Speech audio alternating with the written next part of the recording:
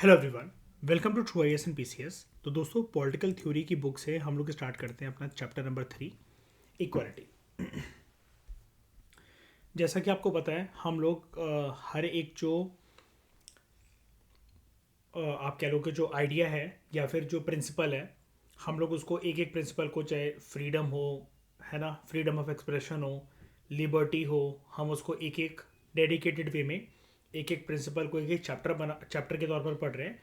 तो अब हमारे सामने overall freedom, negative liberty, positive liberty, freedom of expression और लिबरलिज्म की डिबेट के बाद अब हमारे सामने आता है इक्वालिटी। ठीक है, इक्वालिटी का ये वाला चैप्टर ना, ये भी आपकी काफ़ी मदद करेगा आपके पॉलिटी के आंसर्स को एनरिच करने के लिए। आप कॉन्स्टिट्यूशनल फ्रेमवर्क इंडिया का तो जानते हो इक्वालिटी के आंसर्स को एड्रेस करने के लिए, लेकिन लॉजिकल आर्ग्यूमेंट आपकी इस चैप्टर से डेवलप होगी जब क्वेश्चंस मीन्स के ऐसे आएंगे या इंटरव्यू में ऐसे क्वेश्चंस पुट कर जाएंगे जहां पर आप एक डायलेमा वाले सिचुएशन के अंदर होगे।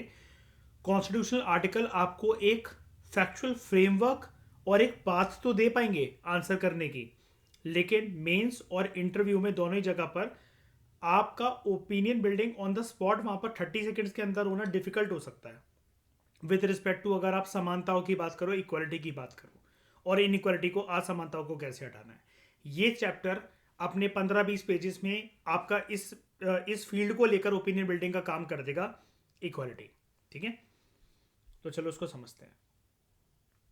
तो राइटर शुरू में आपको बता रहा है कि this chapter is about the concept of equality, एक ऐसी वैल्यू, जैसा कि मैं आपको कह रहा हूँ, which is enshrined in our constitution. शैनी, कौन से आर्टिकल में गिवन है कॉन्स्टिट्यूशन के राइट टू इक्वालिटी? कौन सा फंडामेंटल राइट है?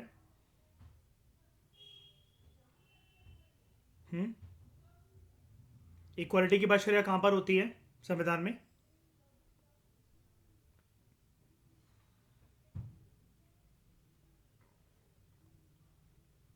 आर्टिकल 14 to 18, जिसके अंदर हम लोग बात करते हैं। एक तो 14 क्या होता है? Equality before law and equal protection of laws, है ना। फिर इक्वालिटी ऑफ अपॉर्चुनिटी, बहुत सारी तरह की हम लोग इक्वालिटीज के बारे में बात करते हैं। 5 आर्टिकल्स होते हैं हमारे संविधान में। ठीक है, तो ये एक ऐसी वैल्यू है जो कि हमारे संविधान में है, और ये हमारे एक, जो इक्वालिटी एज अ वैल्यू हमारा एक मौलिक अधिकार भी है, हमारा फंडामेंटल राइट भी है। एग्री करते हो सब लोग इस बात से, है ना?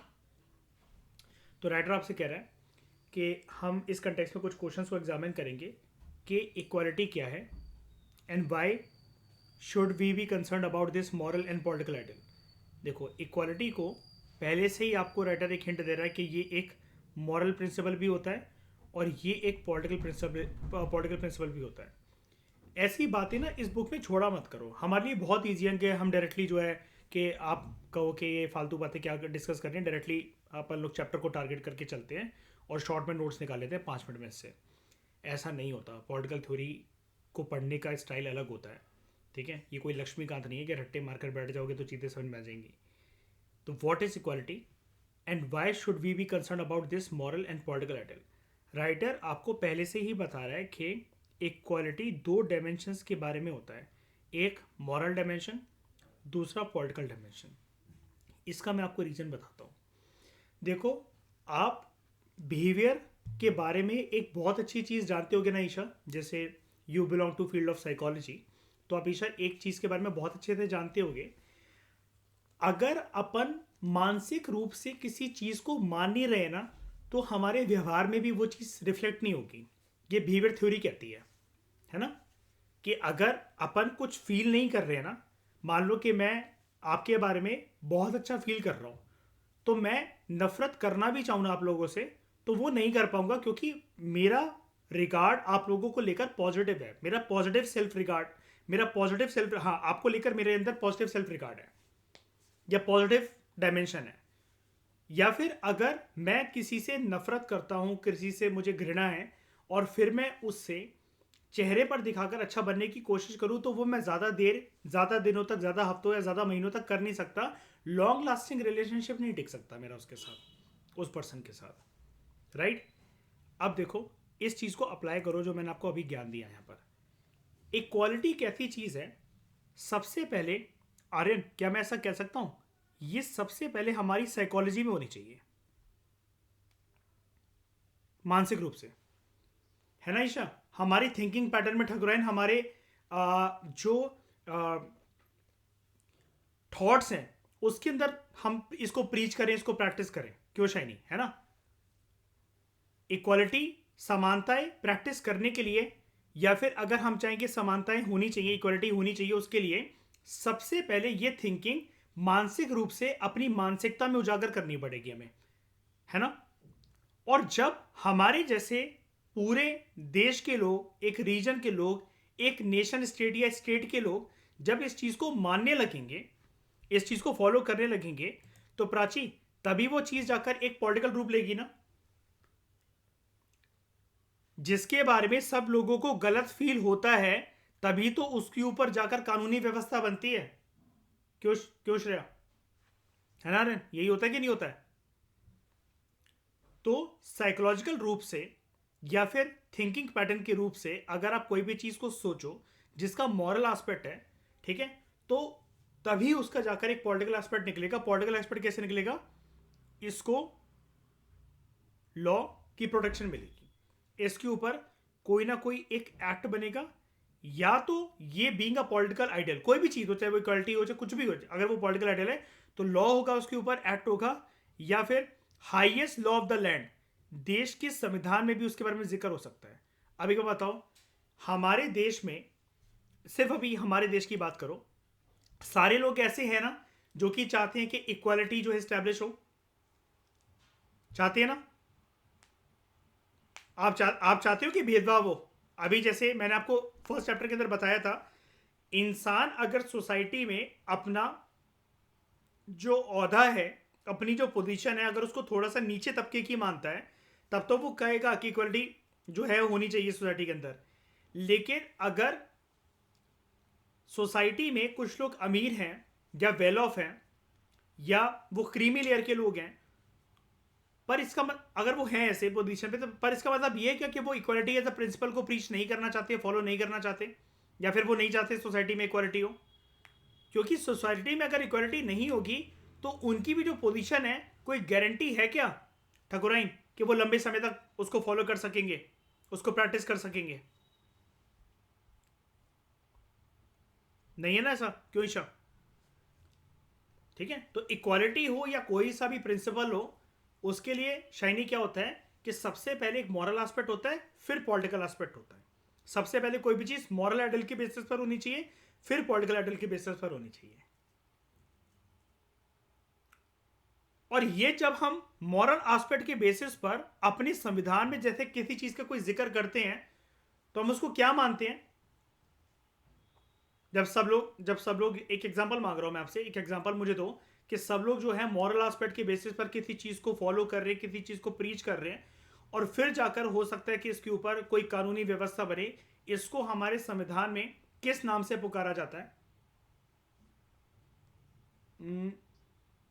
फंडामेंटल ड्यूटीज, ठीक है, और कन्वेंशन बहुत क्लोज हो, एक वर्ड और, वो सुना है नाम? प्रिंसिपल्स ऑफ नेचुरल जस्टिस, है ना? हम चाहते हैं ना कि ये चीज सबके साथ हो, जो भी लोग इंसान के रूप में पैदा हुए उनको इतने अधिकार तो मिले ही मिले, है ना? ह्यूमन राइट्स भी बोल सकते हैं हम, प्रिंसिपल ऑफ नेचुरल जस्टिस, और फिर आपकी बातें भी ठीक है, फंडामेंटल ड्यूटीज, फंडामेंटल राइट्स, वो भी ठीक है।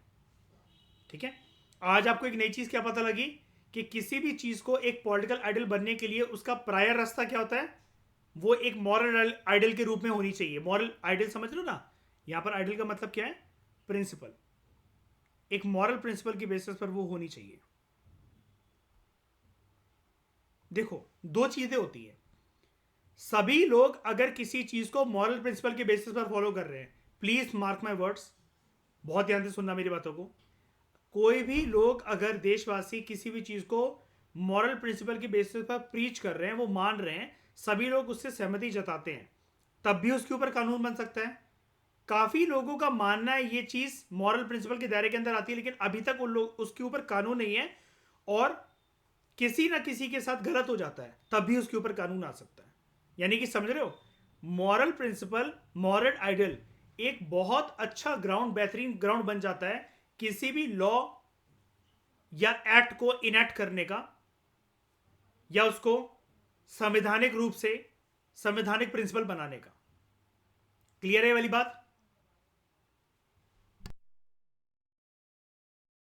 ये वाली एनालिसिस कवर, ठीक है। उसके बाद does the pursuit of equality involve treating everyone in the same way in every condition? तो राइटर हमसे बोल रहा है कि इक्वालिटी का मतलब ये क्या है, हम सारे लोगों को सिमिलर वे में ट्रीट करें हर एक सिचुएशन में, हर एक कंडीशन में, इन एवरी कंडीशन, है ना। अगर हम हर किसी को हर एक कंडीशन में इक्वल वे में ट्रीट नहीं कर रहे हैं तो क्या मैं कह सकता हूं ये किसी ना किसी प्रकार का डिस्क्रिमिनेशन होगा, या फिर ये किसी ना किसी प्रकार की इनइक्वालिटी होगी? पहले बताओ, सिर्फ ये वाली बात बताओ, हाँ या ना, है ना। लेकिन ये क्यों करा जाता है? ये करा जाता है एक नेगेटिव कोनोटेशन देने के लिए नहीं, ये पॉजिटिव कोनोटेशन के लिए, जिसको हम लोग क्या बोलते हैं, पॉजिटिव डिस्क्रिमिनेशन। याद है वाला वर्ड मेरा? ये इसका दूसरा नाम क्या होता है बता दो? अब तो काफी चैप्टर्स हो गए इसको कवर कराते कराते। एफर्मेशन नहीं, एफर्मेटिव एक्शन।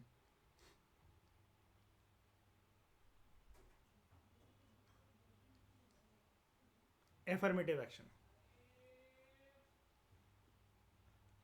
एफर्मेशन ईशा वो होता है कि जब आप यूनिवर्स से कोई चीज अट्रैक्ट करना चाह रहे हो, ठीक है। हाँ, बॉयफ्रेंड को मांगने की भीख मांग रहे हो ना अगर यूनिवर्स से, तो वो एफर्मेशन होगा। ओके, एफर्मेटिव एक्शन होता है पॉजिटिव डिस्क्रिमिनेशन। तो डज द, क्या कह रहे हो? हाँ, जैसे इसका सिंपल सा एग्जांपल एक मैं आपको हर बार जो देता रहता हूँ, वो मेट्रो का पहला कोच आरक्षित करवाना महिलाओं के लिए, ठीक है।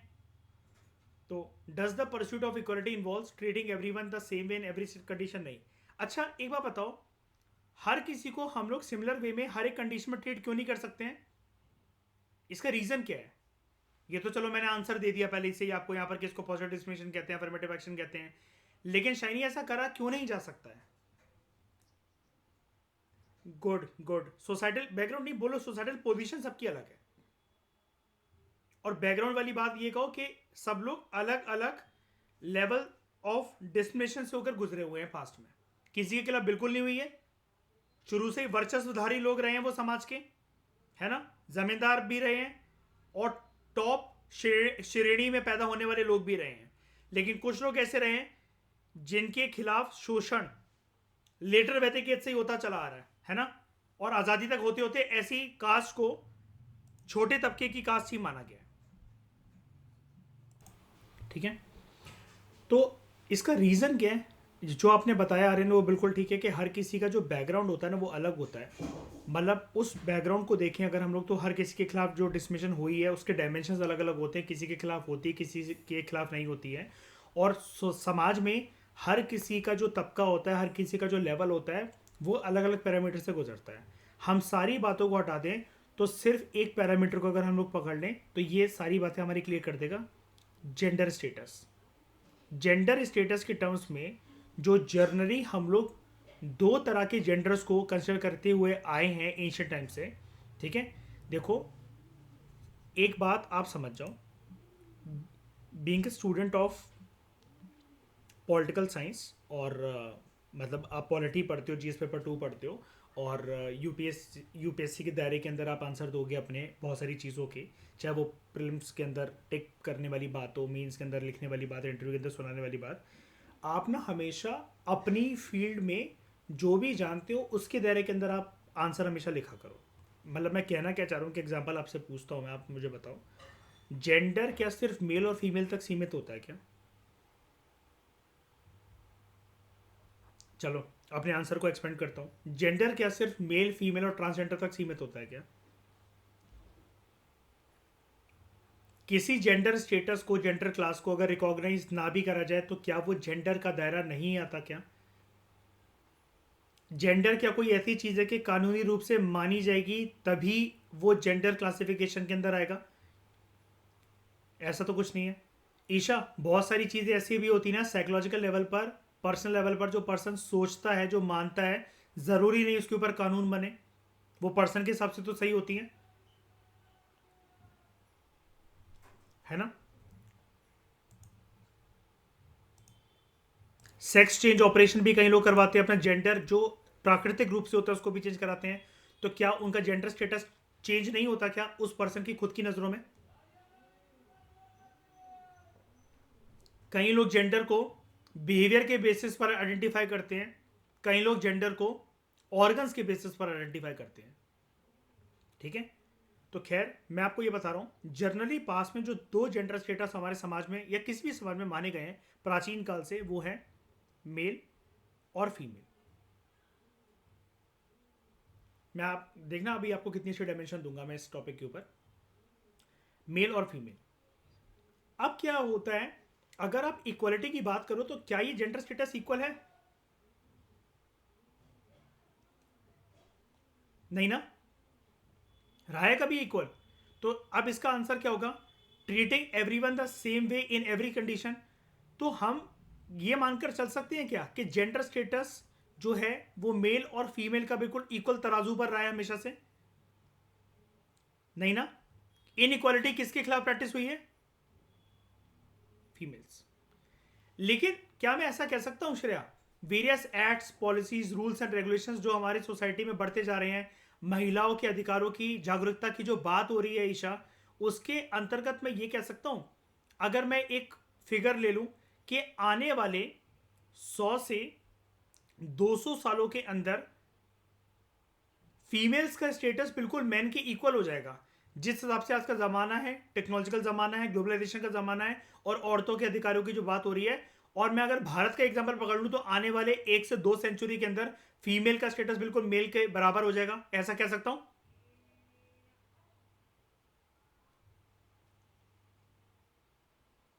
हो जाएगा।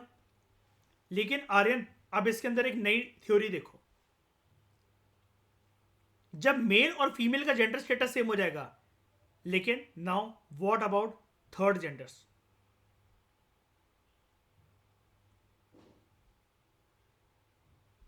क्या ये तीनों इक्वल फुटिंग पर आ जाएंगे, मेल, फीमेल, ट्रांसजेंडर? नहीं ना। नई डिबेट किसके ऊपर शुरू हो गई है? विमेन का, विमेन को अधिकार उनके मिलने लगे हैं।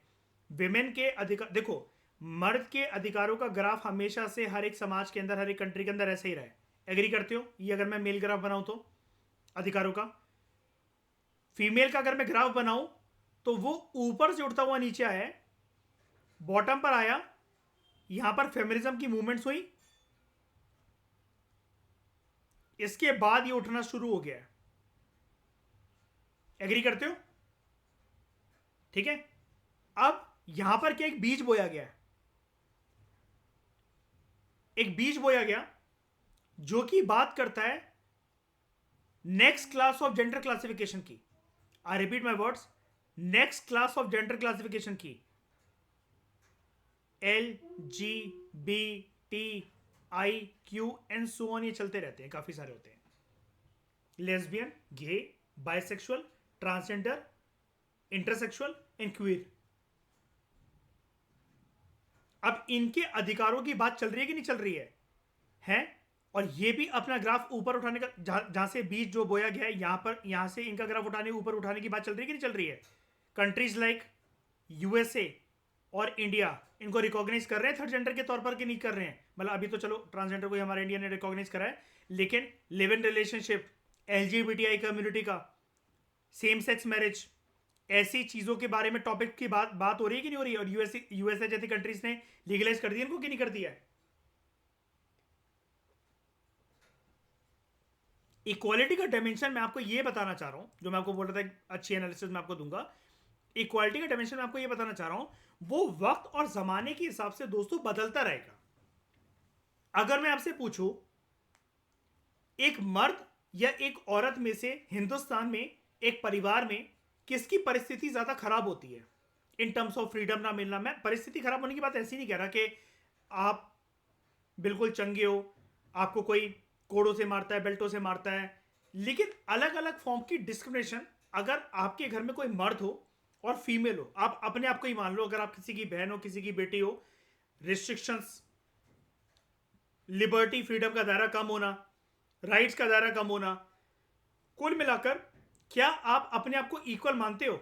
बताओ, सारी लड़कियां बताओ, इक्वल मानते हो? या बहुत बार आर्यन ऐसा भी होता है कि हम भी घर के मर्द होते हैं, लेकिन हमने वो इनइक्वालिटी का दायरा कभी अपनी बहनों के ऊपर, माँ बेटियों के ऊपर थोपने की कोशिश नहीं करी, लेकिन घर के बूढ़े बुजुर्ग जो मेल हैं वो ऐसा करवाते हैं। राइट? ये भी हो सकता है ना? तो अब मेरा सवाल आपसे ये है, मर्द और औरतों में किसकी कंडीशन खराब ज्यादा होती है? फीमेल्स की। लेकिन अगली डिबेट, एक औरत और एक ट्रांसजेंडर में से कंडीशन किसकी खराब होती है? समझ में? ट्रांसजेंडर आ गई ना? तो ईशा मेरी बात समझ रहे हो मैं क्या बताना चाह रहा हूं? इक्वालिटी इनइक्वालिटी की डिबेट ना एक कंपैरेटिव एनालिसिस होता है। शायद नहीं समझ रहे हो? एक कंपैरेटिव एनालिसिस होता है। डिबेट अगर आप ये करोगे कि मर्द और औरतों में से अधिकार किसके पास ज्यादा है, तो आप कहोगे मेल। लेकिन अगर मैं मेल का डायमेंशन हटा दूं आर्यन, और मैं बोलूं कि other class of gender classification और विमेन को अगर मैं ले आऊं, अब इनमें से किसकी कंडीशन ज्यादा बेहतर है? औरतों की। हुई? ठीक है? तो जब बात होती है ना जेंडर डिस्क्रिमिनेशन की, तो आप ठीक है कॉन्स्टिट्यूशन वाइज, आर्टिकल्स वाइज तो आप female female female women women women करते रहते हो, लेकिन पॉलिटिकल थ्योरी के अंदर या ऐसी किसी जेंडर के परस्पेक्टिव की एनालिसिस देते हुए ऐसे में लोगों के मार्क्स क्यों नहीं आते हैं? क्योंकि जब वो जेंडर थ्योरीज लिखना स्टार्ट होते हैं, उनका आंसर ना मेल और फीमेल के इर्द गिर्द घूमता रहता है। देखो, मैंने भी कोई अपने आप से कोई ऐसा तो है नहीं कि चीज़ें सीख ली हैं। मैंने इसके ऊपर गलती करी हुई है जहाँ जहाँ मैंने मॉक टेस्ट लिखे हैं। मुझे फीडबैक अपने सीनियर्स से, अपने मेंटर्स से, मतलब जो जिन्होंने मेरे को पढ़ाया था, और आंसर राइटिंग जहाँ जहाँ पर मैंने करी थी, उनसे मुझे यही मिला था कि दीपांग, जेंडर क्लासिफिकेशन मतलब से मर्द और औरतों की डिबेट नहीं होता, ग्रो अप। ठीक है? हमें इसमें another class of gender classification की बात करनी चाहिए। तो जब से मुझे ये इनसाइट मिला था, ये इनपुट मिला था, तब से इस पॉइंट को पकड़कर मैं दूसरों की बेइज्जती करता रहता हूँ। उससे क्योंकि मुझे इनसाइट जो मिला वो ये मिला कि हाँ यार, अगर कभी भी ऐसे के अंदर, एथिक्स के अंदर, किसी पॉलिटी के आंसर में अगर ये चीज़ आती है, तो हमें दूसरे जेंडर रिकॉग्निशन के बारे में लिखना चाहिए। सुप्रीम कोर्ट थर्ड जेंडर ला चुका है, तो हमारे आंसर में से मर्द और औरत ही क्यों दिखते हैं? और एक पता है, एक डिबेट ये चलती है कि आप ये जो वर्ड्स यूज करते हो, देखना मैं सब कुछ बातें इक्वालिटी के बारे में ही कर रहा हूँ। आपको पता है मेरी लंबी चौड़ी जितनी भी बातें होती है, कहानियां होती हैं, उस चैप्टर के बारे में ही होती है, ताकि मैं आपको भर भर के एग्जांपल्स दे सकूं। इन पॉलिटिकल थ्योरीज के चैप्टर्स में कोई भी बातें एज सच पढ़ने वाली नहीं है, लेकिन सब कुछ पढ़ने वाला भी है। तो वो आपको डिसाइड करना कि भाई आप या तो सेल्फ रेटिंग मार के 5 मिनट के अंदर चैप्टर को खत्म कर दो, 4-5 पॉइंट्स निकाल लो इससे। ठीक है? या तो एनालिसिस कर करके कुछ सीखो और अपनी आंसर राइटिंग, ऐसे writing, mains answer writing, interview में प्रेजेंटेशन आप कैसे करोगे, तो वो इससे डिबेट को आप सीखो। ठीक है? और मेरा मानना ये रहता है कि लंबी चौड़ी बातें ये पॉलिटिकल थ्योरी की बुक में बनती हैं, एग्जाम्पल्स के बिना ये सब्जेक्ट अधूरा होता है। और आप में से स्पेशली जो PSIR के स्टूडेंट्स हैं, यहाँ नहीं सीखोगे तो वहाँ करना पड़ेगा मेहनत। खैर, मैं आपको ये बोल रहा था कि एक डिबेट ये चलती है दुनिया में कि हम लोग ये जो वर्ड यूज़ करते हैं, ही किसके लिए यूज़ करते हैं? मर्दों के लिए। शी किसके लिए? फीमेल्स के लिए। अब यहां पर अगर कोई ट्रांसजेंडर कम्युनिटी है, जिसको एक डेरोगेटरी टर्म से हमारी कम्युनिटी, हमारे समाज के लोग हिजड़ा कम्युनिटी बुलाते हैं, किन्नर कम्युनिटी बुलाते हैं, अब ऐसे ऐसे किसी पर्सन को एक बहुत बड़ा सवालिया चिन्ह है कि आप क्या बोलोगे? दीदी, भैया, अंकल, आंटी, अंग्रेजी में ही या शी। बताओ क्या है आपका आंसर? क्या है? डायलेमा है ये वाले टर्म के ऊपर? बताओ, डायलेमा है? डायलेमा क्यों है? Because it is a term which is still to B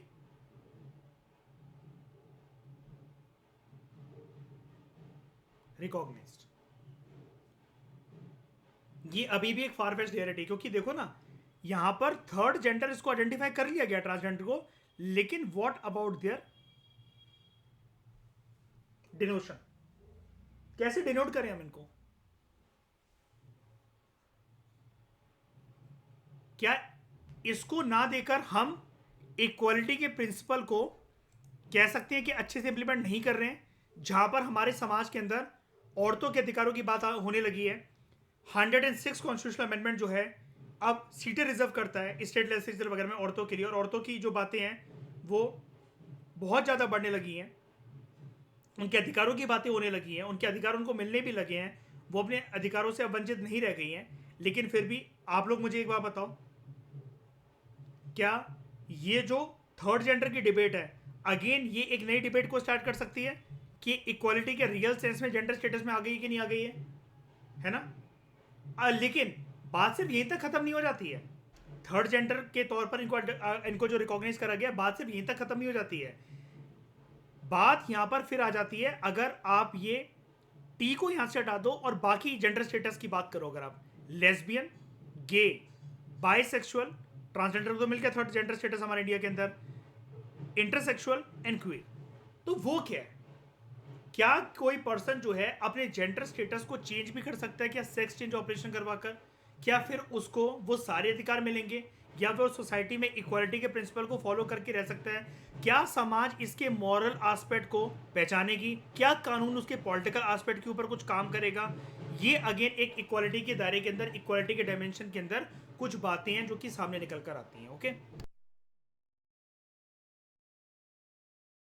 next हमारा एक जो क्राइटेरिया है डिस्कस करने का, वो ये है, how may we pursue equality and minimise inequality in different spheres of life. ठीक है, बैकग्राउंड में यार कुछ गली में कुछ शोर हो रहा है, अवॉइड करना उसको, आप मेरी बातों पे फोकस करो। How may we pursue equality and minimise inequality in different spheres of life. ठीक है, इक्वालिटी को फिर लेकर कैसे? अब देखो, मैंने आपको जितने भी डायमेंशन बताए हैं, क्या इक्वालिटी आ गई है? सिर्फ मर्द और औरतों की भी अगर आप बात करो, इक्वालिटी आ गई है क्या? नहीं। जहां पर आप कहते हो कि आपके घर में डिस्क्रिमिनेशन नहीं होती है, लेकिन रियल फॉर्म में क्या वो इक्वालिटी दिखती है आपको हर समय में? है ना, नहीं होता ऐसा।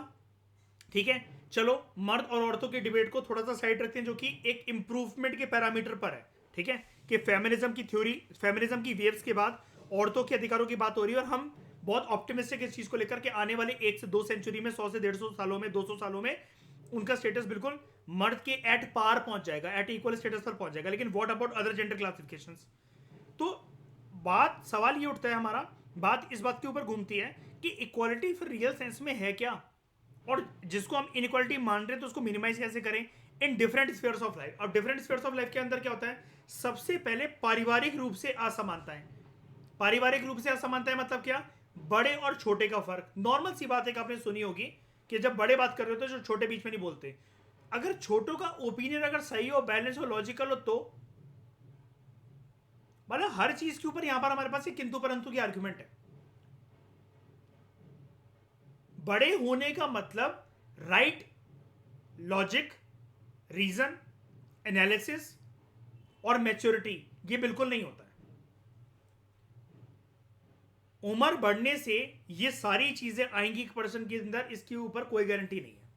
मैच्योरिटी का टैग अपने ऊपर लेकर चलने वाले, जनरली एक दायरा देखा जाता है, साइकोलॉजी कहती है कि मैच्योरिटी का दायरा एक चीज में समझा जाता है, जो पर्सन लिमिटेड बात करता है और कम बात करता है वो मैच्योर होता है। ऐसे पर्सन को मैं मिडिल फिंगर सैल्यूट देता हूं,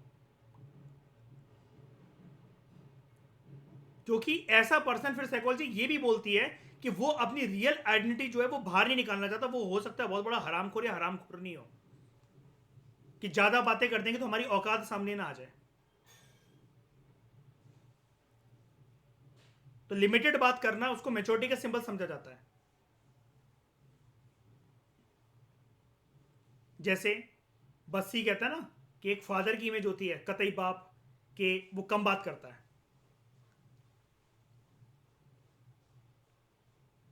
लेकिन जैसा कि मैं आपको बोल रहा हूं, एक बिहेवियरल एस्पेक्ट से लेते हुए, हाँ, एक बिहेवियरल एस्पेक्ट से लेते हुए उसका प्रैक्टिकल एस्पेक्ट जो होता है इक्वालिटी का, तो वो हमें किस सेंस में देखने को मिलता है अलग अलग स्फीयर में।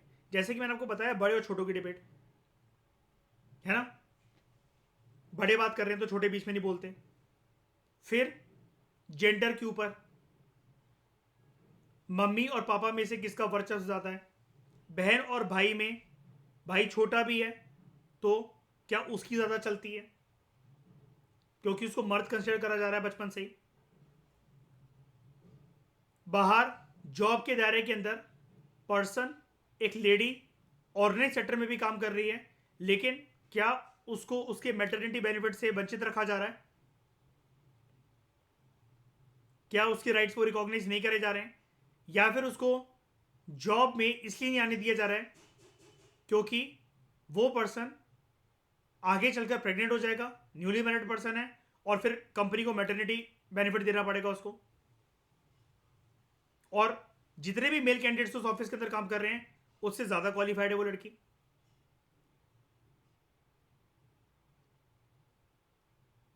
डिलीवरी के बाद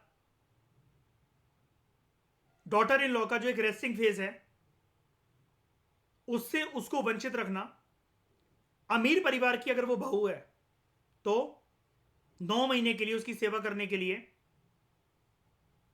उसके पास हेल्प करने के लिए एक लेडी होगी, उसका ख्याल रखने के लिए, और पोस्ट डिलीवरी उसको अच्छे से खाना पीना सब कुछ मिलेगा ताकि दोबारा से उसको हेल्दी बनाया जा सके, उसके बच्चे को हेल्दी रखा जा सके और उसको किसी भी प्रकार का कष्ट ना हो। लेकिन वो एक लेडी जो कि मजदूर है, कंस्ट्रक्शन वर्कर की वाइफ है, रिक्शे चलाने वाले की वाइफ है, घरों में अभी तक बर्तन मांजती थी, वो इतने लंबे समय का गैप लेना अफोर्ड नहीं कर सकती है क्योंकि उसको रोटी कमाकर लानी है घर पर, पति की इनकम पूरी नहीं पड़ती। तो अब इस सेंस में इनइक्वालिटी क्या है और इक्वालिटी क्या है और कैसे क्या मिनिमाइज हो सकती है और कैसे किसको बढ़ावा मिल सकता है, ये कुछ क्वेश्चंस होते हैं जिसका कोई फिक्स आंसर हर एक सोसाइटी, हर एक कंट्री, हर एक लेवल ऑफ इकोनॉमिक डेवलपमेंट पर बात कर ही नहीं जा सकती क्योंकि इसका कोई यूनिवर्सल आंसर नहीं होता है। Next, how do we distinguish between different dimensions of equality? Political equality, लेकिन अगर कोई पॉलिटिकल इक्वालिटी को बोल रहा है, राइट टू वोट, इसमें भी इक्वालिटी कहां थी? इसमें भी इक्वालिटी कहां ही थी? बड़ी सारी कंट्रीज ऐसी हैं जहां पर औरतों को वोट करने के अधिकार जब से मर्दों को मिल गए थे, जब उन कंट्रीज में यूनिवर्सल फ्रेंचाइज आ गया था। फ्रांस जैसी कंट्री को देख लो, उन्होंने 150 200 साल बाद जाकर दिया औरतों को वोट करने का अधिकार। हमारे देश में भी जब शुरू में इलेक्टोरल रूल्स प्रिपेयर हुए थे, 1950 के अंदर इलेक्शंस होने थे, लेकिन डिले हो गए थे, वो 1952 में जाकर हुए फिर वो। तो याद है, औरतों के बैलेट पेपर, इलेक्टोरल रूल्स ऐसे बनाए गए थे जहां पर उनको वाइफ ऑफ, डॉटर ऑफ करके क्या कहते हैं, नवाजा गया था।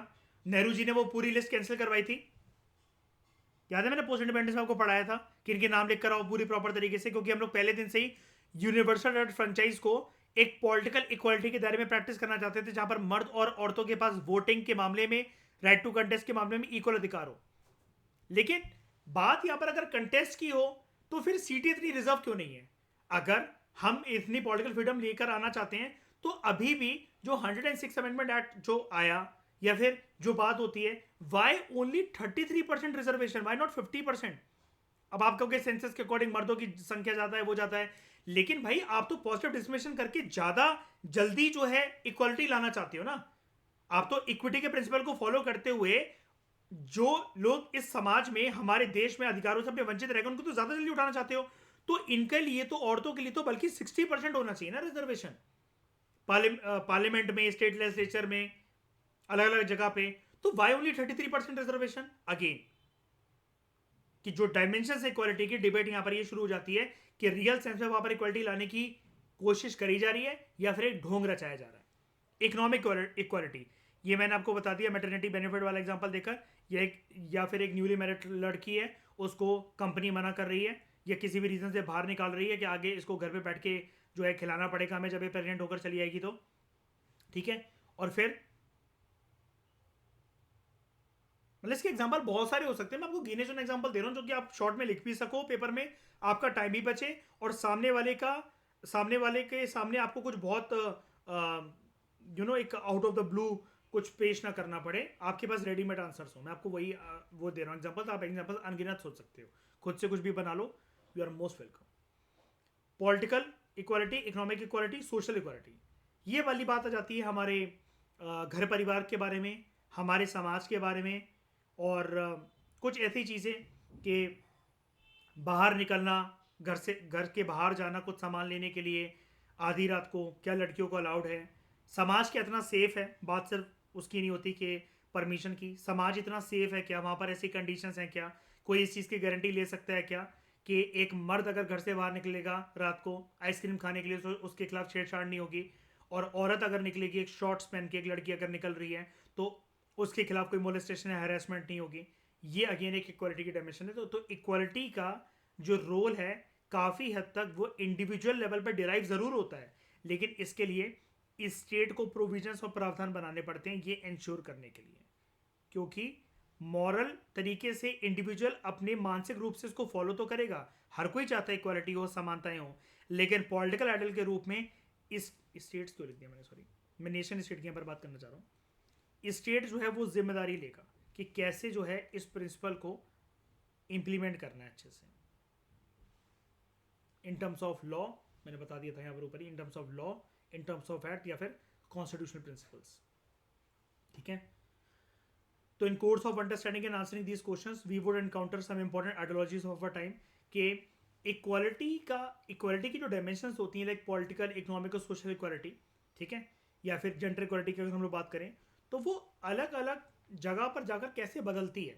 लाइक सोशलिज्म के दायरे के अंदर क्या, अगर कंट्री में जो रूल का जो नेचर है it is a socialist country, या मार्क्सिज्म का प्रिंसिपल वहाँ पर फॉलो होता है, या लिबरलिज्म या फेमिनिज्म, तो वहाँ पर जो है वो डायमेंशंस क्या हैं इक्वालिटी के।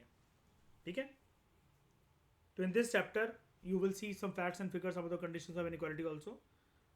ठीक है, छोड़ो उसको। अब सवाल ये उठता है, पहले बताओ ये ऊपर वाली सारी डिबेट एंड डिस्कशन समझ में आ गई?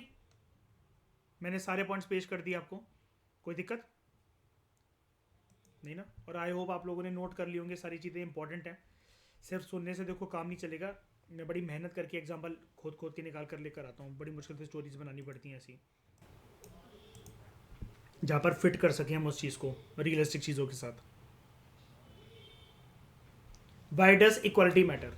ठीक है, इक्वालिटी इतनी इंपॉर्टेंट है क्यों? देखो ये जो क्वेश्चन है ये हर चैप्टर में हमसे पूछा जा रहा है कि फ्रीडम क्यों इंपॉर्टेंट है, लिबर्टी क्यों इंपॉर्टेंट है, ठीक है, या जो हार्म प्रिंसिपल के बारे में हमने करा था, जो पढ़ा था, याद है वो harm cause must be serious, police को फालतू में तंग मत करो, ऐसे मत बुलाओ उनको, है ना, कि जब बातें प्यार से सॉल्व हो सकती है समाज के लोगों के बीच में, पुलिस को और भी काम होते हैं। तो हर एक चीज़ की एक महत्वता होती है। ऐसी वो हमसे पूछ रहे हैं कि जो समानताएं हैं, जो इक्वालिटी है, ये मैटर ही क्यों करती है। देखो इसका आंसर राइटर हमें कुछ इस प्रकार से देता है, बिल्कुल हिटिंग द बुल्स आई, कि राइटर बोलता है इक्वालिटी एक पावरफुल मॉरल और पॉलिटिकल आइडल है। ठीक है, आप समझ गए जो मैंने आपको शुरू में बता दिया। देखो सबसे पहले पावरफुल है, ठीक है, वो हमें पता है, लेकिन मॉरल क्यों? क्योंकि सबसे पहले इसका बर्थ मानसिक रूप से लोगों के अंदर होना चाहिए, लोग जागरूक होने चाहिए कि हाँ भाई हमें समानताएं लेकर आनी है, कल को असमानताओं की इनइक्वालिटी के शिकारी हम भी हो सकते हैं, और वो किसी भी फील्ड के अंदर हो सकते हैं, घर के अंदर ही शुरू हो सकती है बड़ी असमानता। ठीक है, एंड पॉलिटिकल आइडल, देखो अगर एक लड़का जो है अपने मम्मी पापा से बोले, आप मॉरल आइडल का एक और एग्जांपल सुनो, अगर एक लड़का अपने मम्मी पापा से बोले मुझे अपने दोस्तों के घर नाइट स्टे करना है, हल्का सा आनाकानी कर सकते हैं वो, हल्का सा, लेकिन 90% केसेस में उसको अलाउ कर दिया जाएगा, चाहे वो किसी भी एज का लड़का हो।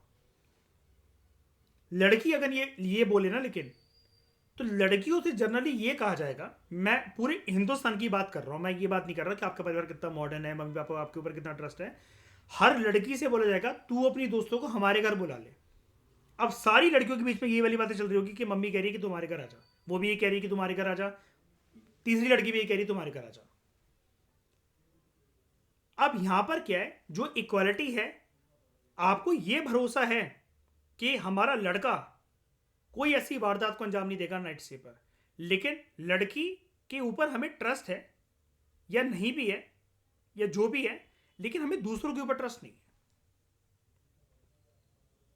तो सबसे पहले जो, अगर मान लो किसी परिवार में कभी किसी लड़की को मना नहीं करा जाता है, तू नाइट स्टे कर, तेरे को जहाँ जाना है, जहाँ तेरे को जहाँ ट्रैवल करना है, टाइम से बस घर आ जाना, अपना ख्याल रखना, बस इतना करके पहुंच के एक मैसेज ड्रॉप करती हो। अगर इतना है तो यानी कि मानसिक रूप से पहले उसके माँ बाप, उसके घर पे एनवायरमेंट है कि वो मॉरल रूप से इक्वालिटी के प्रिंसिपल को प्रीच करते हैं।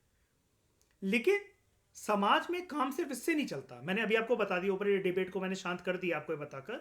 समाज में फिर सामाजिक कंडीशन ऐसी होनी चाहिए।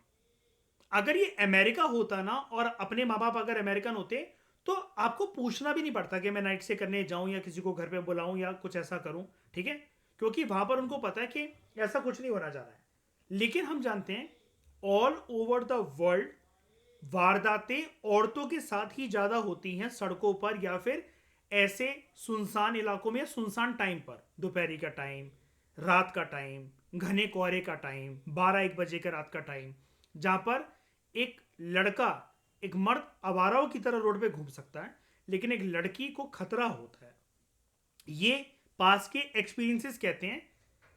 अंडर डेवलप कंट्री के ज्यादा, डेवलपिंग कंट्री के थोड़े से कम और डेवलप कंट्री के उससे भी कम, लेकिन हैं वो जो वारदातें हैं वो विटनेस करी गई हैं।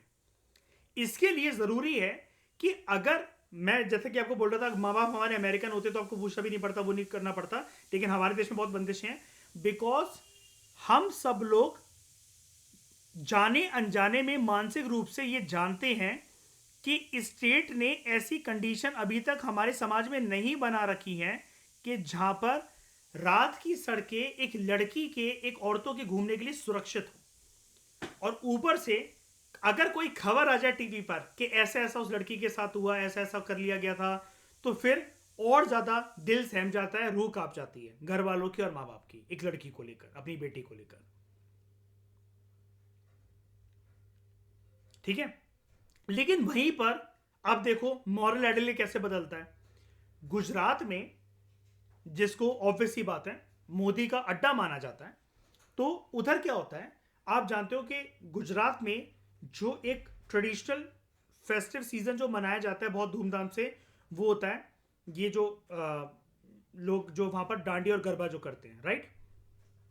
अब उसमें अलग अलग जगह पर शोज होते हैं या फिर ये परफॉर्मेंस होती हैं या फिर लोग पार्टी रखते हैं इसके लिए, डांडिया पार्टी और ये गरबा पार्टी, ठीक है। अब वहां पर गुजरात के अंदर सीन ऐसा चलता है कि वहां पर लड़कियां बेफिक्र तरीके से घूमती हैं।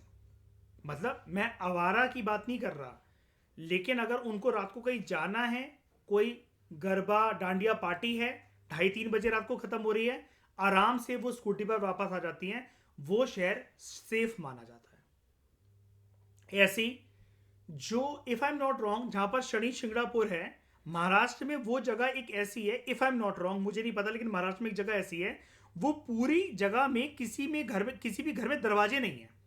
उस एरिया के लोगों का विश्वास है कि यहां चोरी नहीं होती है।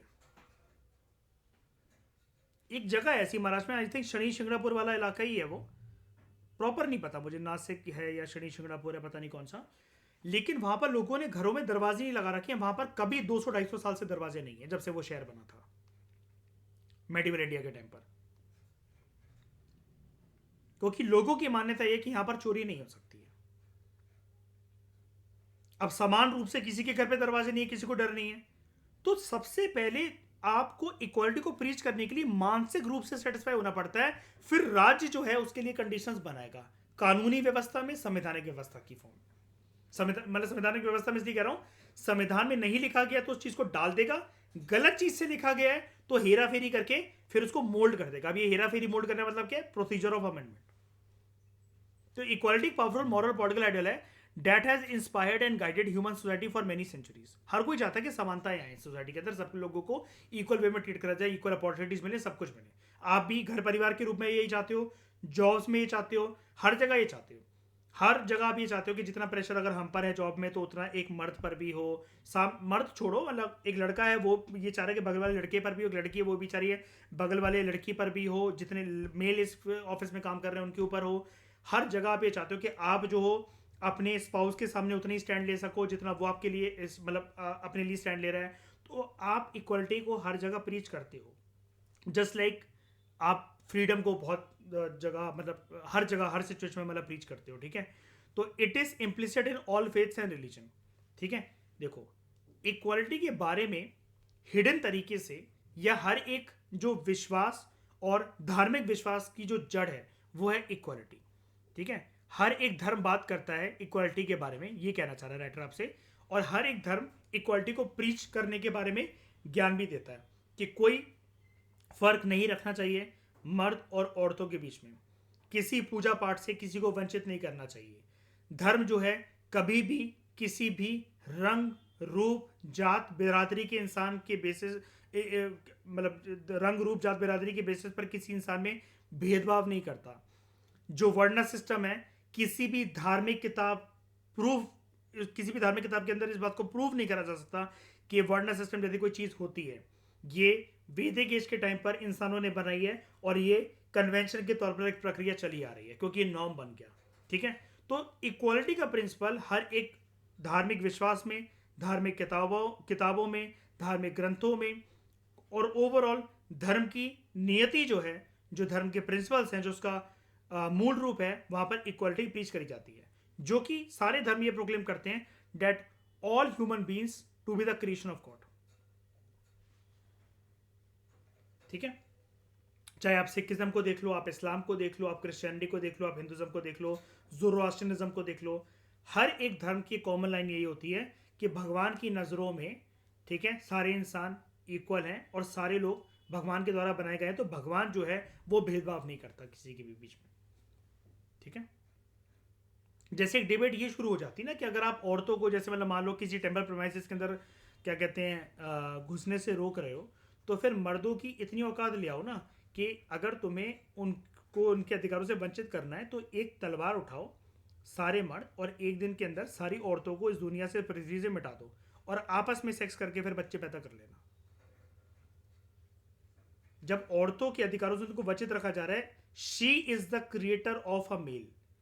मर्दों की आपस में कोई औकात, अपने आप में कोई औकात नहीं। उनका अस्तित्व ही जब एक औरत के शरीर से जुड़ा हुआ है, उनकी जड़ ही, उनकी जो प्राइमरी बर्थ की जो औकात है वो एक औरत के शरीर से जुड़ी है। तो औरतों को ही, जो उसकी क्रिएटर है, उसी को उसके अधिकारों से वंचित रखना, जहां पर एक मर्द जा सके वो औरत ना जा सके, ये भी एक डिबेट है कि फिर ऐसा करो सारी औरतों को खत्म कर दो और मर्दों को बोलो आपस में सेक्स करके फिर बच्चे पैदा कर लें। तो as a political ideal the concept of equality invokes the idea that all human beings have an equal worth. वही वाली बात जो अभी डिबेट में आपको बता रहा था मर्द और औरत की, regardless of their colour, gender, race and nationality. अब इसी को थोड़ा सा इसी के बेसिस पर जो कोर्ट्स हैं,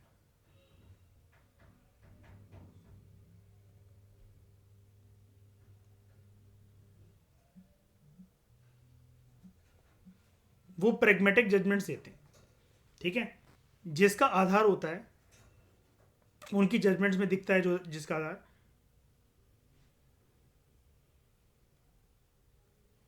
मॉडर्न आउटलुक, बदलते समाज और उसकी व्यवस्था के आधार पर, तब जाकर जो कोर्ट है वो ये रिकॉग्नाइज करता है। एक डिबेट में आपको पढ़ा रहा था ना, याद है अभी एक दो चैप्टर पहले के 1950 में, लक्ष्मीकांत में भी हम ये पढ़ रहे थे कि 1950 में अगर ये केसेस सुप्रीम कोर्ट के सामने आए होते, ट्रांसजेंडर को थर्ड जेंडर के बेसिस पर, ट्रांसजेंडर को रिकॉग्नाइज कर लो एज थर्ड जेंडर, या लिव इन रिलेशनशिप के कंसेप्ट को इनको रिकॉग्निशन दो, विमेन की टेम्पल एंट्री या मस्जिदों में एंट्री लाइक हाजी अली दरगाह, शनि शिंगणापुर, सबरीमाला टेम्पल, ये रिकॉग्नाइज करता क्या उस जमाने में सुप्रीम कोर्ट? बताओ। समाज की साइकोलॉजी वैसी नहीं थी। तो एक बार बताओ, हुआ ना मॉरल आइडल? जैसे ही मॉरल आइडल समाज का चेंज होता है, पॉलिटिकल आइडल वैसे ही बदलते हैं कि नहीं बदलते हैं? आगे ना वही वाली बात, ठीक है। तो it maintains that human beings deserve equal consideration and respect because of their common humanity.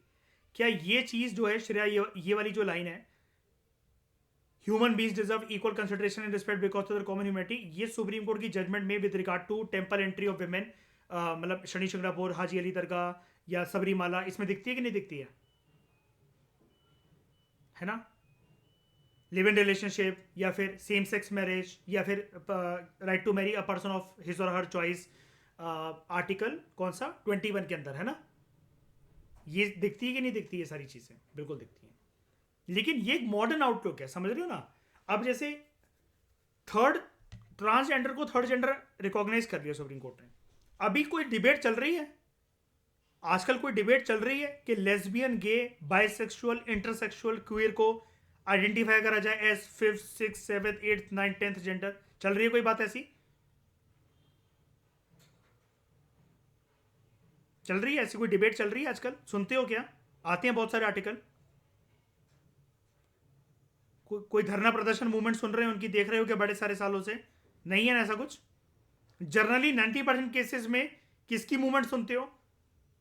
Gender terms में पूछ रहा हूं, जेंडर टर्म्स में किसकी मूवमेंट सुनते हो? किसके अधिकारों की बात होती है 90% टाइम्स? फीमेल्स। वो चीज ना सबसे पहले तो श्रेया समाज के तबके में आनी चाहिए, उसकी महत्वता हो, और उस वो बात को लाने के लिए मासिस का नंबर भी तो बड़ा हो, राइट? तो it is this notion of a shared humanity that lies behind, for example, the notions of universal human rights और क्राइम्स अगेंस्ट ह्यूमैनिटी। ये भी इक्वालिटी के प्रिंसिपल को स्टैब्लिश करने की कोशिश करते हैं। जैसे जो बातें ऐसी बोली जाती हैं, notion of a shared humanity that lies behind, for example, notions of universal human rights, कि कुछ ऐसे अधिकार हैं जो इंसानों के लिए कॉमन है irrespective of the boundaries of any country, and crimes against humanity.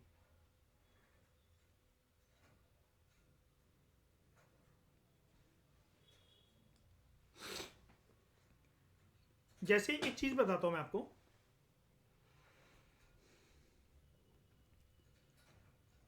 एक लेडी है, वो ये कह रही है कि वो कभी प्रेग्नेंट नहीं होना चाहती,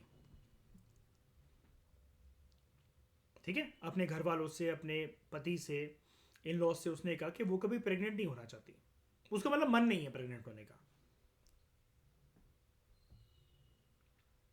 तो शादी के बाद ऐसा बोलना ये उसका राइट है?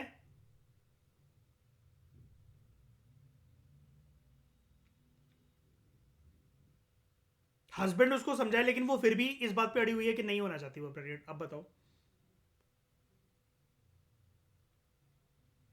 और एक बात याद रखना,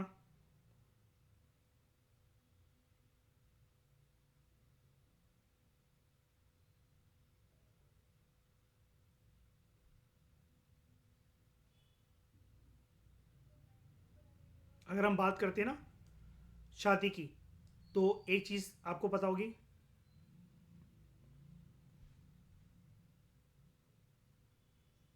नहीं अर्धनारीश्वर नहीं, मैं बेटर आपकी बात कर रहा हूँ। 50% इनकी चलनी है तो 50% उसकी भी चलनी है। लेकिन अब बताओ, वाइफ ये कह रही है कि मैं प्रेग्नेंट नहीं होना चाहती, बिल्कुल भी, कैसे भी। मुझे डाउट भी नहीं करना, कुछ भी नहीं करना, मुझे नहीं होना प्रेग्नेंट, बच्चा नहीं चाहिए मुझे, कैसे भी करके।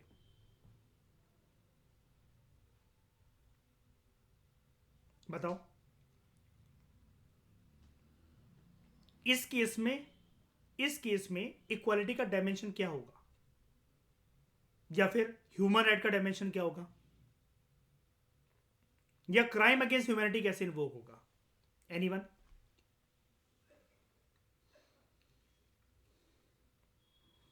गुड, यही जानना चाहता था मैं। इसको हम लोग कहते हैं विमेन की बॉडीली इंटेग्रिटी।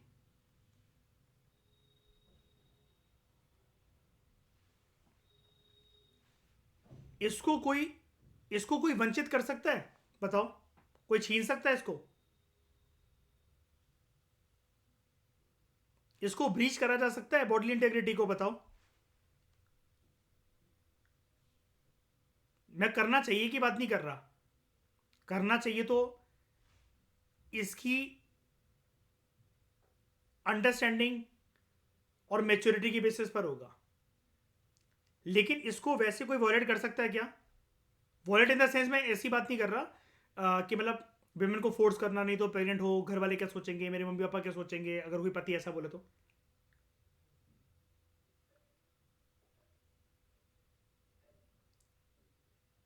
नहीं ना।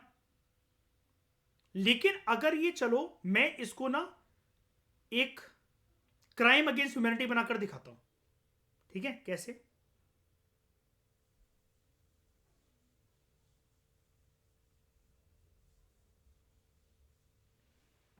मैरिटल रेप ये क्राइम अगेंस्ट ह्यूमैनिटी है, पहले बताओ।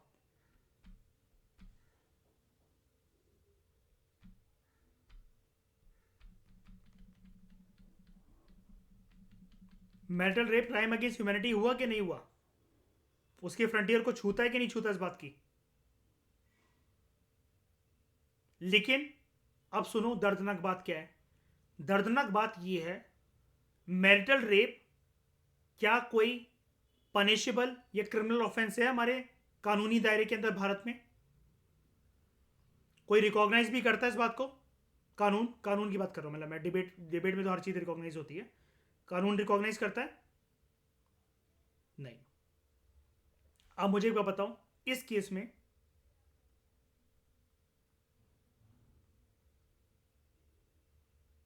Where equality? एक अगर मैरिटल रेप हो तो, और इसके बाद अगर ये लड़की कंसीव करे, वाइफ कंसीव करे, और फिर ये मान लो सेकंड गंभीर केस पिल्स खा ले, किसको नहीं होना प्रेग्नेंट, उस केस में ये ग्राउंड बन जाएगा डाइवोर्स का। लेकिन इसने ऐसा कुछ भी नहीं करा, इसने ऐसा कुछ भी नहीं करा जो इसके शरीर के बाहर हो। इसने किसी के शरीर को हार्म नहीं करा, लेकिन मानसिक रूप से लोग अपने आप ही हर्ट होकर इसकी इसको मतलब तलाक दे देते हैं, मतलब इन लॉज या पति या जो भी है। लेकिन उस केस के अंदर अगेन सवाल ये खड़ा होता है कि फिर ये इक्वालिटी क्या हुई? Where is this marriage as a, मतलब ये मैरिज कहां गई? Where is this marriage now जो कि निभाई गई थी इन फॉर्म ऑफ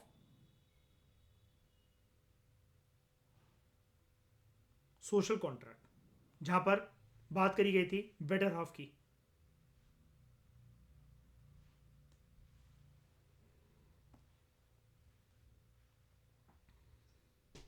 हाँ, या मॉरल अंडरस्टैंडिंग लैक कर रही है। और मॉरल अंडरस्टैंडिंग के अलावा जैसे ये जो गंभीर चीज है crime against humanity marital rape, इसके लिए पॉलिटिकल आइडल भी लैक कर रहा है यहां पर।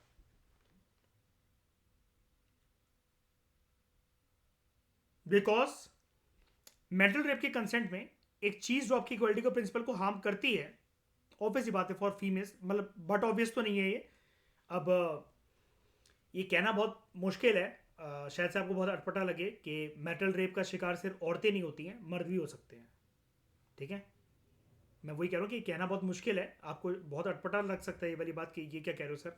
बिल्कुल ऐसा है, इस चीज़ को सोच के देखना मैं क्या कह रहा हूँ।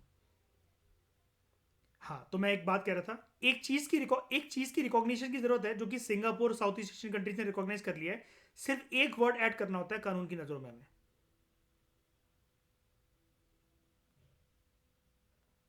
कंसेंट। लेकिन कंसेंट भी जो है ना, ये भी जो है, ये बहुत एक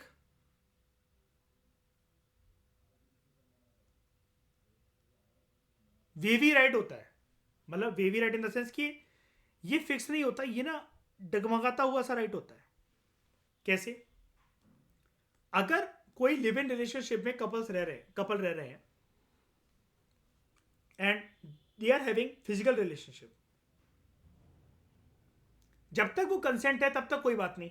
लेकिन अगर किसी एक ने जाकर कंप्लेंट करी किसी दूसरे के खिलाफ, तो वो एक मामला गंभीर आरोप का रेप की फॉर्म में भी बन सकता है। क्यों? कंसेंट अभी तक था 2-3 साल से, इतने सारे सालों से, महीनों से, अगर वो फिजिकल रिलेशनशिप में है, एक रूम शेयर कर रहे हैं तो कोई बात नहीं। लेकिन जैसे ही कंसेंट मिसिंग हो गया, ठीक है, तो वो बन गया एक crime against humanity, rape. Marital rape में शादी कंसेंट था, लेकिन सवाल ये उठता है कि शादी फिर क्या कुछ भी करने का कंसेंट था क्या? कंसेंट के बियॉन्ड जाकर बॉडी इंटीग्रिटी को वॉयलेट कर मेंटल रेप करना, ये भी तो क्राइम अगेंस्ट ह्यूमैनिटी है। लेकिन वहीं पर जहां पर लिव इन रिलेशनशिप के एक किसी बंदे या बंदी के ऊपर आरोप लगाया रेप करने का, यहां पर तो इसको जेल टर्म हो सकती है, लेकिन मैरिटल रेप को रिकॉग्नाइज ही नहीं करा गया। देख रहे हो, मतलब मैंने सेम कपल के दायरे को घुमाकर कैसे मैंने एक को कानून की मतलब सलाखों के पीछे पहुंचा दिया, और एक को मैंने परमिशन दे दी अपनी आर्ग्यूमेंट में कि तुम रोज चाहो अपनी बीवी का शोषण करो, जितना खेलना उसके शरीर के साथ उतना खेलो, तुम्हें कानूनी रूप से कोई हाथ नहीं लगा सकता। एट द एंड वो सिर्फ रो सकती है। हाँ, वही तो बात है ना। देखो पता है क्या होता है, ये बिल्कुल आप बात सही कह रहे हो, मैं ये नेक्स्ट पॉइंट ये लाना चाहता था। सोसाइटी में सिर्फ एक चीज की वो होती है, जैसे कंसेंट तो चलो ठीक है, लेकिन सोशल कॉन्ट्रैक्ट, इस सोशल कॉन्ट्रैक्ट को सोसाइटी सोशल कॉन्ट्रैक्ट ना मानकर किसकी इंपॉर्टेंस देती है? रिचुअल्स।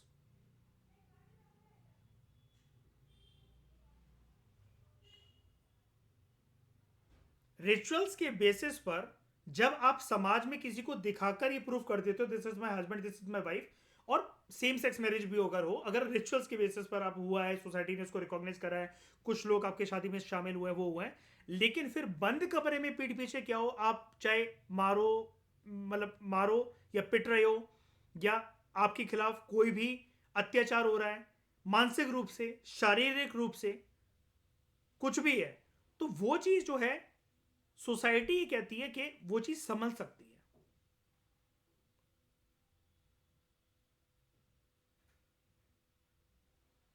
क्योंकि जनरली ऐसा माना जाता है कि रिचुअल्स जो है ये पावरफुल होते हैं, और पावर बात रिचुअल्स की नहीं होती है।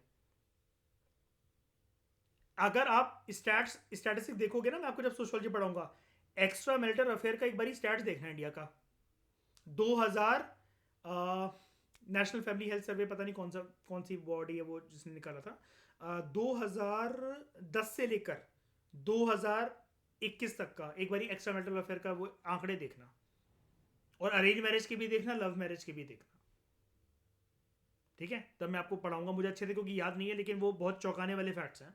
मैं गलत अभी आपके सामने कुछ परसेंटेजेस नहीं पेश करना चाहता, मुझे क्योंकि अच्छे से याद नहीं है। तो रिचुअल्स जो हैं ये पावरफुल माने जाते हैं। क्यों? रिचुअल्स के पीछे एक प्रकार की बैकिंग होती है। अब बैकिंग किस प्रकार की होती है? रिचुअल्स मतलब इतने ज्यादा हावी क्यों होते हैं पर्सन के ऊपर? बिकॉज रिचुअल्स आपके ऊपर एक प्रकार का सोशल प्रेशर क्रिएट करते हैं। एक बंदी जो कि मेरे सर के ऊपर हावी होकर मेरी घुटन बन रही है, मैं उसके फोन उठाना बंद कर दूं, उसको ब्लॉक कर दूं, तो 10-15 दिन के बाद वो भी थोड़ी सी ढीली पड़ जाएगी और वो भी कहेगी आ जा, ठीक है, उसने भी मेरे को ब्लॉक कर दिया और खत्म हो गया रिलेशनशिप। लेकिन ये वाला काम मैं अपनी वाइफ के साथ नहीं कर सकता ना, क्योंकि मैंने समाज में उसको दिखाया था, सारे लोगों को शादी में बुलाया था और प्रूव करा था मैंने, सात फेरे लेकर उसकी मांग में सिंदूर बनकर और मंगलसूत्र पहनाकर कि ये मेरी वाइफ है। उसके साथ ये ब्रेकअप पैचअप वाला सीन नहीं चल सकता ना मेरा। लेकिन मानसिक रूप से मैं टॉर्चर हो सकता हूं, मानसिक रूप से मैं टॉर्चर कर सकता हूं, फिजिकल रूप से मैं टॉर्चर हो सकता हूं, फिजिकल रूप से मैं उसको टॉर्चर कर भी सकता हूं। ये काम मैं इंडिया में कर सकता हूं क्योंकि मेटल रेप यहां पर नहीं है, मतलब मेटल रेप को मतलब वो नहीं है, मतलब ये सजा नहीं है इसके लिए। अब देख रहे हो ये जो मैंने कीचड़ फैलाया है पूरे डिस्कशन में, मतलब बहुत सारी डायमेंशन आपको दे दी और किसी भी चीज का परफेक्ट आंसर नहीं दिया। ये इक्वालिटी का एक बहुत बड़ा डायलेमा है। ये सामाजिक टर्म में हमारे देश में शादी, रिलेशनशिप, ये सबसे बड़ा डायलेमा है इक्वालिटी का जो घूमता है। और यही वाली बात मैं आपको कवर करवाने वाला हूं जीएस पेपर 1 सोसाइटी के अंदर, जब हम लोग marriage as a social institution की बात करेंगे।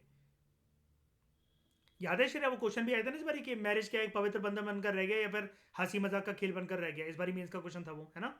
ऐसी कुछ मतलब टोन तो ऐसी थी उसकी। यूपीएससी इसलिए इंटरेस्टेड ये पूछने में, पता है अब लोग सोचते हैं ये क्वेश्चन ऐसी दे दिया यूपीएससी, ऐसी नहीं दे दिया भाई। ये ना एक बहुत बड़ा एक डिबेट चल रही है इसके ऊपर, ठीक है?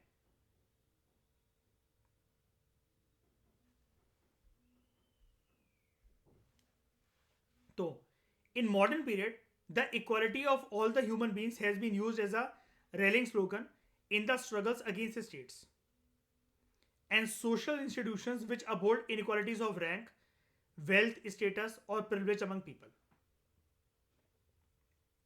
तो मॉडर्न टाइम के अंदर इक्वालिटी जो है सारी ह्यूमन बींग्स की, इसको एक स्लोगन के तौर पर, रैलिंग स्लोगन मतलब जैसे किसी चीज के ऊपर रैली नहीं होती कोई चीज लाने के लिए, तो इसके लिए सबकी दरख्वास्त है, सबकी पुकार है, ये कहना चाह रहा है राइटर आपसे, ठीक है। In the struggles against state and social institutions which uphold inequalities of rank, मतलब सारे लोगों, मतलब जैसे स्टेट है, जो सरकार है ना, या जो सोशल इंस्टीट्यूशंस हैं, वो असमानताएं जो है वो प्रैक्टिस करवाते हैं, ठीक है। लोगों को रैंकिंग देना असमानता के बेसिस पर, वेल्थ स्टेटस सबका इक्वल नहीं है, प्रिविलेज जो है वो हैव्स एंड हैव नॉट्स के फर्क के बेसिस पर है सोसाइटी के अंदर। तो आज भी डिमांड चलती है इक्वालिटी की। अगर आप 18वीं शताब्दी की बात करो, जो फ्रेंच रेवोल्यूशनरीज थे उन्होंने स्लोगन यूज करा था लिबर्टी इक्वालिटी ऑफ फ्रेटर्निटी का, to revolt against the feudal aristocracy and monarchy. याद है श्रेया, रूलर कौन था? लुई 16।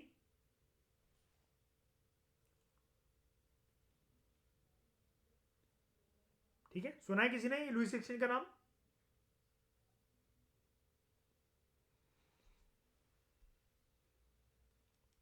तो demand for equality was also raise during anti colonial revolution struggles in Asia and Africa during the 20th century. आजादी की demand तो चली रही थी, लेकिन उसके साथ साथ इक्वालिटी की डिमांड भी चल रही थी। अंग्रेज अगर यहां पर रहते और इक्वालिटी के प्रिंसिपल को अगर प्रीच करते हो, तो एक बात बताओ, ज्यादा हिंदुस्तानी आग बबूला होते क्या? मतलब जैसे वो लाइफस्टाइल बिता रहे हैं, जैसे स्टैंडर्ड लिविंग को एंजॉय कर रहे हैं, अगर ये सारे हिंदुस्तान को इंश्योर कर दिया होता, क्या कोई डीकोलोनाइजेशन की स्ट्रगल या फिर लिबरेशन स्ट्रगल होती क्या श्रेया? बताओ, देश में आजादी की लड़ाई चलती? आजादी किस चीज की, जब सारे लोग से एक रूप से समान है? तो it continues to be raise by struggling group such as women और दलित, जो कि मार्जिनाइज फील करते हैं हमारी सोसाइटी के अंदर। आज के समय में जो इक्वालिटी है, it is a widely accepted ideal which is embodied in the constitutions and laws of many countries, yet it is inequality rather than equality, असमानता रेदर देन समानता, which is the most visible around us in the world as well as within our society. जो कि मैंने आपको introduction में बताया, घर परिवार से लेकर समाज में लेकर आप रिश्ते नाते निभा रहे हैं, उसमें आपको इन इक्वालिटी थोड़ी सी फील हो सकती है कि भाई मेरी क्यों नहीं चल रही, मैं इतना कमजोर क्यों हूं, या मैं इतनी कमजोर क्यों इस चीज में, मेरी कमी किस चीज में, मतलब क्या मेरी स्टैंडिंग नहीं है, या फिर मैंने लाइफ में कुछ अचीव नहीं कर रखा क्या? लेकिन क्या सिर्फ बॉडीली स्टेटस की वजह से मुझे पीछे धकेला जा रहा है?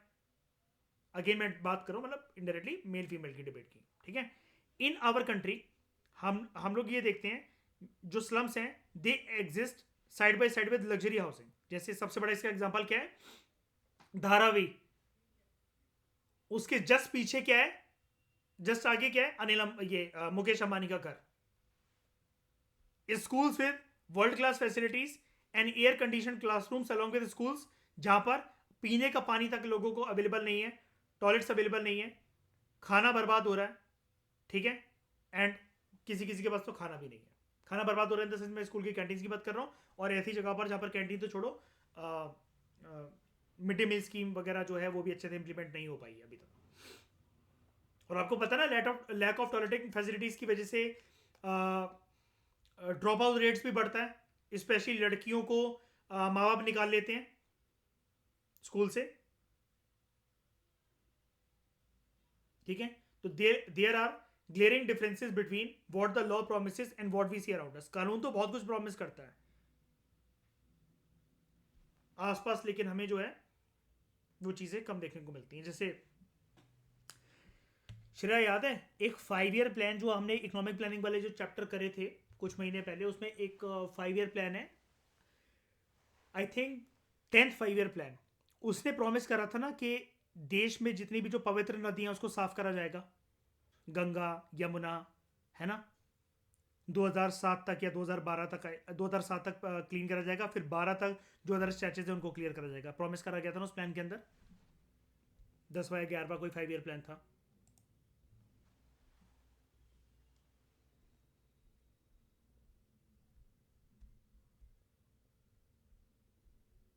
ठीक है, तो इस डिस्कशन में दोस्तों फिलहाल इतना ही। Thank you very much for discussion.